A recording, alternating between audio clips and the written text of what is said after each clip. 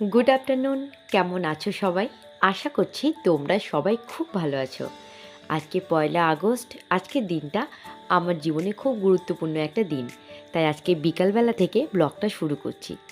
যেহেতু আমাদের এখানকার সতীপীঠ মা নন্দিকেশ্বরী মায়ের আশীর্বাদ নিয়ে আজকে দিনেই আমার নতুন জীবনটা শুরু করেছিলাম, তাই সেখান থেকেই শুরু করছি আজকের ব্লগটা। আজ হচ্ছে ১লা আগস্ট, আমাদের বিবাহবার্ষিকী। তাই প্রথমেই বিকালবেলা চলে গেলাম সতীপীঠে পুজো দিতে। এখানে জগন্নাথ মন্দিরে পুজো দিচ্ছি, তারপরেই কিন্তু সতী মায়ের কাছে গিয়ে পুজো দেব। আজ থেকে ৬ বছর আগে এই সুন্দর জীবনটা শুরু করেছিলাম চ্যাটার্জি বাবুর হাত ধরে। আজকের দিনে সেই দিনটাই আবার ফিরে এসেছে, তাই আজকের দিনটা একটু সেলিব্রেট করছি খুব ছোট্টভাবে। সাক্ষ্য এখানে মনের আনন্দে খুব ঘোরাঘুরি করছে, নজর কিন্তু বালতির জলে। যেই জল পেয়েছে দেখো, একটু জল যেই দেখেছে অমনি কিন্তু দেখে নিল মা দেখছে কিনা, সঙ্গে সঙ্গে হাত ডুবিয়ে দুটো হাত ভালোভাবে ধুয়ে নিল। ধুয়ে নিয়ে আবার ঠাকুরকে খুব সুন্দরভাবে প্রণামটাও করে নিচ্ছে। তোমাদের মনে হতেই পারে যে ব্লগটা সকালে না থেকে বিকালবেলা কেন শুরু হচ্ছে। তার কারণ সকাল থেকে চ্যাটার্জিবাবুর অফিস ছিল এবং এখন অফিসে ছুটি নেওয়া যাবে না, তাই সকাল থেকে সেরকম কোনো আয়োজনই হয়নি এবং সকালে মন্দিরে এসে পুজো দিতে যাওয়ার মতো সময়ও ছিল না, কারণ রান্নাবান্না করার বিষয় ছিল, খেয়ে অফিস যাওয়ার ছিল। তাই বিকেলবেলা থেকেই আজকের এই সুন্দর মুহূর্তটা আমরা শুরু করছি। এবার আমরা চলে যাচ্ছি সাঁইথিয়ার সতীপীঠ মা নন্দিকেশ্বরীর কাছে। সতীপীঠগুলির মধ্যে এটি একটি অন্যতম। এটি হচ্ছে এখানকার মায়ের ভৈরব নন্দিকেশ্বর এবং মাতার নাম নন্দিকেশ্বরী। মন্দিরের নাম হচ্ছে সাঁইথিয়া নন্দিকেশ্বরী মন্দির। এই মন্দির তোমরা অনেকেই হয়তো জানো, আবার অনেকেই হয়তো জানো না। এটা ৫১ সতী পীঠের মধ্যে অন্যতম একটি পীঠ। এখানে মায়ের গলার হার পড়েছিল। এরপরই আমরা চলে গেলাম বজরংবলীর মন্দিরে। বজরংবলীকে আমি নিজের ভাই হিসাবে মানি, তাই সেখানে গিয়ে প্রথমে প্রণাম করে নিলাম এবং তার কাছ থেকে আমাদের নতুন জীবনের জন্য অনেক আশীর্বাদ নিয়ে নিলাম। পরবর্তী জীবন যাতে আমাদের আরও ভালো হয়, আরও সুখের হয়, সেই প্রার্থনাই করলাম। এই সমস্ত সেরে চলে এলাম বাড়িতে এসে অ্যানিভার্সারি অথচ একটা ছোট্ট কেক কাটবো না, এমনটা কি কখনো হতে পারে? তাই ছোট্ট করে একটু সেলিব্রেশনের জন্য একটা কেক নিয়ে আসা হয়েছিল, সেটা এবার আমরা কাট করব। গত বছর আমাদের অ্যানিভার্সারিতে সাক্ষ্য কিন্তু অনেকটাই ছোট ছিল, তখন ওর 10 মাস মতো বয়স ছিল। তখন আমরা কোনো সেলিব্রেশন সেরকম অর্থে করতে পারিনি। হ্যাঁ, একটা কেক ছোট্ট করে কেটেছিলাম অবশ্যই, কিন্তু এরকমভাবে মন্দিরে যাওয়া, পুজো দেওয়া বা কিছু করা এগুলো আমরা করতে পারিনি।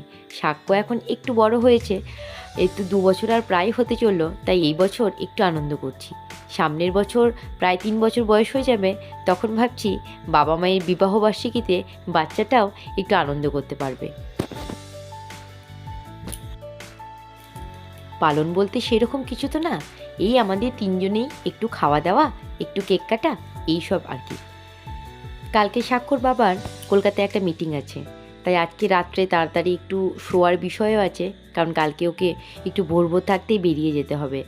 তাই মাথার মধ্যে এই একটা চিন্তাও আছে যে কালকে যেতে হবে, কালকে এরকম একটা বিষয় আছে। এইসবের মধ্যেই চলছিল। ভাবলাম সন্ধেবেলা বাড়িতে একটু চিকেন পকোড়া বানাই। ভেবেছিলাম তো চিকেন পকোড়া বাড়িতে বানাবো না, বাজার থেকে কিনে আনবো, কিন্তু তারপর ভাবলাম কিনে আনবো তারপর খাবো, অনেকটা দেরি হয়ে যাবে, তার থেকে বরং ঘরে বানিয়ে নিলেই ভালো হয়।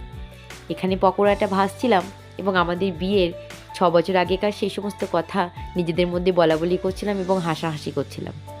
6 বছর আগে যখন আমাদের বিয়ে হয়েছিল, এবছর তো বৃহস্পতিবার পড়েছে, আমাদের বিয়েটা কিন্তু হয়েছিল বুধবার দিন এবং আমাদের বিয়ের দিন কিন্তু প্রচণ্ড বৃষ্টিও হয়েছিল। সকাল থেকে খুব একটা বৃষ্টি না হলেও সন্ধ্যের পর থেকে ভালোই বৃষ্টি হয়েছিল। এইবারে কিন্তু খুব শুকনো ছিল দিনটা, একদম রোদ ঝলমলে ছিল, বৃষ্টি একদমই হয়নি। তাই আমরা বলা বলি করছিলাম যে আজকে যেমন বৃষ্টি নেই, আমাদের বিয়ের দিনটাও যদি এরকম হতো, বৃষ্টি নেই, তাহলে খুব ভালো হতো। অনেক আত্মীয় স্বজন, আমার অনেক বন্ধুবান্ধব, আমার অফিসের স্টাফ, আমার স্কুলের স্টাফ, এরকম অনেকজন আছে যারা কিন্তু আমার বিয়ে আসতে পারেনি প্রচণ্ড বৃষ্টির কারণে। তাই আমরা সেটাই বলা বলি করছিলাম তখনকার দিনে কি হয়েছিল, বিয়ে কখন, কে লগ্ন, কে এসেছিল, কি বলেছিল, সেই সমস্ত ঘটনা আজ আবার মনে পড়ছে এবং সেইগুলো মনে করেই কিন্তু আমরা নিজেদের মধ্যে একটু গল্প করছি, হাসাহাসি করছি। সত্যি বিয়ের দিনটা কিন্তু প্রত্যেকটা মেয়ের জীবনে খুব মধুর একটা স্মৃতি। সেটা মনে করলে কিন্তু এখনও অনেক হাসি পায়। আবার এমন অনেক ঘটনা আছে যেগুলো মনে পড়লে চোখে কিন্তু জলও চলে আসে। পকোড়া চাপ ভাজছি আর ভাজতে ভাজতে সাক্ষ্য এখানে ঘুরু করছে, মা চিকেন করে। খেতে পারবে না একটাও, কিন্তু এমন চিকেন করে বাচ্চাটা, মনটা ভারী কষ্ট হয় জানো। চিকেন করছে, অথচ করার পর একটুও কিন্তু চিবিয়ে গিলে খেতে পারবে না। সেই কেটে দেবো আমি একটু, তবেই খেতে পারবে। আমি এখানে পকোড়া ভাজবো আর সাক্ষ্য আমার কোলে আসবে না, সেটা তো হতেই পারে না। ঠিক তেমন সময় মায়ের কোলে আসার বায়না শুরু করে দিয়েছে। আমার জানো তো কাজ করার সময় বারবার হাত ধোয়া আর এই হাত মোছা এই একটা বদভ্যেস আছে। মানে আমি প্রায় সেকেন্ডে হাতটাকে বারবার ধুই। সাক্ষ্যবাবু এখানে আমার কোলে চেপে পড়েছেন এবং তাকে দেখাতে হবে যে আমি কি রান্না করছি, কেমনভাবে রান্না করছি, চিকেনটা কেমনভাবে রান্না হচ্ছে। আমার কোলে চেপে সেইগুলোই দেখাদেখি করছে। আর ওর বাবা উপাস থেকে বলছে, প্রচণ্ড গরম, মায়ের কাছে থাকিস না, তুই আমার কাছে চলে আয়। কিন্তু তিনি তো কথা শোনার পাত্র নন, তিনি মায়ের কাছেই থাকবেন। গরম পকোড়াটা ভেজে একটু সস দিয়ে সার্ভ করে ওদের বাবা ছেলেকে দিলাম। ছেলে তো খাওয়ার ক্ষমতা নেই, ওই বসে দেখবে। আমি তো পুরো ঘেমে নিয়ে একসা হয়ে গেছি। পকোড়া ভাজতে গিয়ে এতটাই ঘেমেছি, কিন্তু আজকের দিনটা এতটাই বিশেষ দিন, যতই গরম না কেন মন কিন্তু দিব্যি ফুরফুরে হয়ে আছে। এখন জানো তো আয়না দেখি অথবা মোবাইলে দেখি, নিজের মুখ দেখলে মাথার সামনে চুলটা যে ফাঁকা হয়ে গেছে সেটা কিন্তু কিছুতেই এড়িয়ে যেতে পারি না। ঠিক চোখটা কিন্তু ওই সিথির কাছেই চলে যায় যে হ্যাঁ, এখানে চুলটা একদম উঠে গেছে। এর কোনো উপায় যদি তোমাদের জানা থাকে প্লিজ তোমরা আমাকে কমেন্ট বক্সে জানিও। পকোড়াটা খাওয়া দাওয়ার পর চলে গেলাম বাড়ির কাছে রেস্টুরেন্টে। বাড়ির কাছেই আমাদের ছুটি রেস্টুরেন্ট সাঁইথিয়ার। এই রেস্টুরেন্টটা কিন্তু খুব ভালো এবং এখানকার অ্যাম্বিয়েন্সটাও খুব সুন্দর, অনেকটা বড় জায়গা জুড়ে।